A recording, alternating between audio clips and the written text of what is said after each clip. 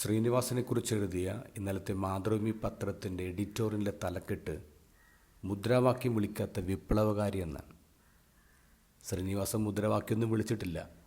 പക്ഷെ അദ്ദേഹം എഴുതിയ എല്ലാ തിരക്കഥകളും മുദ്രാവാക്യങ്ങളായിരുന്നു, സമരങ്ങളായിരുന്നു.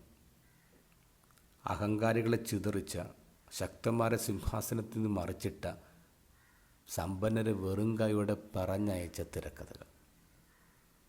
പൊങ്ങച്ചങ്ങളെയും പൊള്ളത്തരകളെയും കീറിപ്പറിച്ച് കളഞ്ഞ മനുഷ്യൻ. അത് മുഖം നോക്കിയില്ല.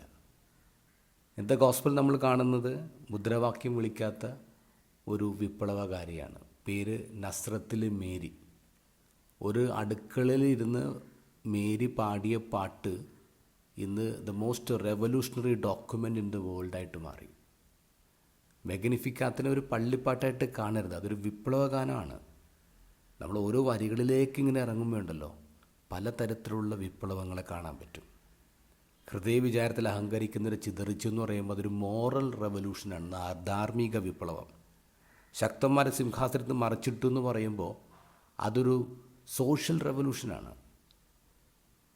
സമ്പന്നരെ വെറും കൈയോടെ പറഞ്ഞയച്ചു എന്ന് പാടുമ്പോൾ അതൊരു ഇക്കണോമിക്കൽ റെവല്യൂഷനാണ്. എല്ലാ തരത്തിലുള്ളയും റെവല്യൂഷനുള്ള ഒരു പാട്ടാണ്, വിപ്ലവ പാട്ടാണ് മറിയം പാടിയത്. മുദ്രാവാക്യം വിളിക്കാത്ത എല്ലാ വിപ്ലവകാരികൾക്കും സല്യൂട്ട്.